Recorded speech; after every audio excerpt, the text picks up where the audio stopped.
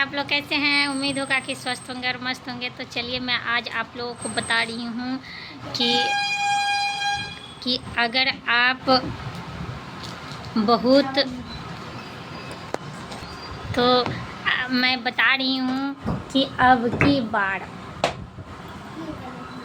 माँ आ रही हैं हाथी पर सवार होकर माँ आ रही हैं और बहुत ही पावन अवसर है जो माँ मेरे घर पधार रही हैं। तो इन अवसरों पर मैं कुछ बात आप लोगों को बताना चाहती हूँ कि व्रत जो व्रत उन्हीं लोगों का पूर्ण होता है जिन पे पितर प्रसन्न रहते हैं, और जिन लोगों का पितर संतुष्ट नहीं है उनको व्रत पूरा नहीं होता है। उनके अंदर क्रोध, उनके अंदर ईर्ष्या, उनके अंदर बहुत सारी नकारात्मक ऊर्जाएं समाहित हो जाती हैं। ऐसी परिस्थितियों में क्या करें? और ये निश्चित है कि अगर आपके पितर संतुष्ट हैं, आप भली भांति श्रद्धापूर्ण, भावपूर्ण, इच्छापूर्ण, मनपूर्ण आप व्रत कर सकते हैं। अगर आपके पितर संतुष्ट नहीं हैं तो वो आपसे रुष्ट हैं, तो आप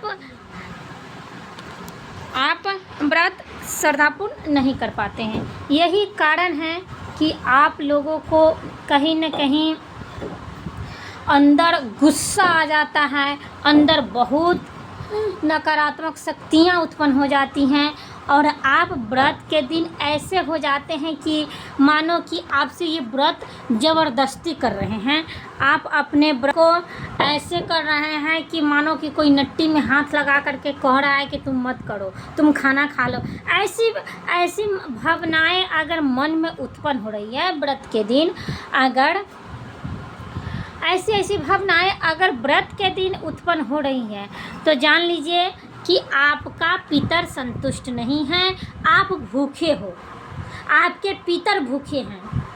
यही कारण है जो कभी भी स्त्रियां या पुरुष ऐसी परिस्थितियों में व्रत सफलतापूर्वक नहीं कर पाते हैं। तो इनके लिए आपको क्या करना है? इनके लिए आपको ये करना है कि हर अमावस्या के दिन आप एक ब्राह्मण भोजन अपने घर पे श्रद्धापूर्वक करवाइए।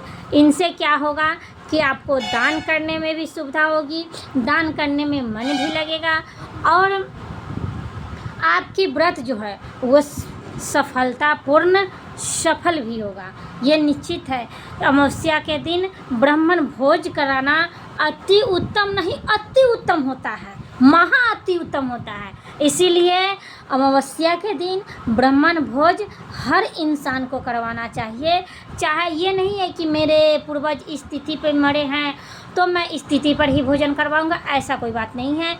अगर इस तिथि पर सिर्फ पिंडदान और बरखी होता है, बात समझ रहे हैं, और अन्य पितरों की संतुष्टि के लिए, अन्य पितरों की आत्मा की शांति के लिए आपको अमावस्या के दिन भोजन ग्रहण करवाना चाहिए। बहुत लोगों को ऐसा होता है कि अंदर श्रद्धा रहता है, मैं तो श्रद्धापूर्वक अमावस्या के अपने पिंडदान करवा रहा हूँ, अपने पितर पक्ष में अपने पितरों को तर्पण करवा रहा हूँ।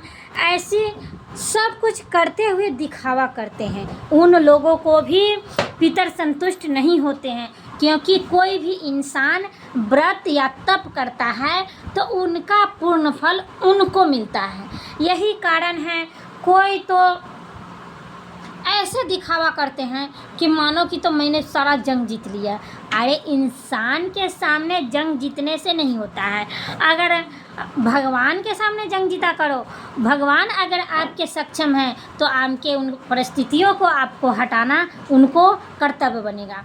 लेकिन बहुत इंसान ऐसे होता है, मैं यह व्रत करता हूँ, मैं वह व्रत करता हूँ, मैं ये करता हूँ, मैं वो करता हूँ, और घर में अपनी बहन को, अपनी माँ को, अपनी पत्नी को ऐसी परिस्थितियों में डाल देता है, ऐसी परिस्थितियों में डाल देता है कि उनकी पत्नियां सोचती हैं कि काश मेरा जीवन लड़कियों में नहीं हुआ रहता, मेरी शादी नहीं हुई रहती, मैं मर जाती, ऐसी परिस्थितियाँ उत्पन्न उनके मन में हो जाती हैं। तो ये सब दान और तप और व्रत करने से आपका कोई फल नहीं मिलने वाला है। जब तक आप अपनी माँ की, अपनी पत्नी की, अपनी बहन की, अपनी बुआ की जब तक इज्जत नहीं करेंगे, उनकी सम्मान नहीं देंगे, उनके सम्मान को ठेस पहुंचाएंगे, उनके आत्मा को ठेस पहुंचाएंगे, तो निश्चित है कि आपका व्रत, आपका तप, आपका दान कोई काम का नहीं रहेगा। इसीलिए मैं हर सनातनियों को ये कहना चाहूँगी, माँ जो है, माँ को लेकर के तुमने पृथ्वी पर आया है और माँ तुमको पृथ्वी पर लाई है, लेकिन पत्नी भी तुम्हारे साथ आई है।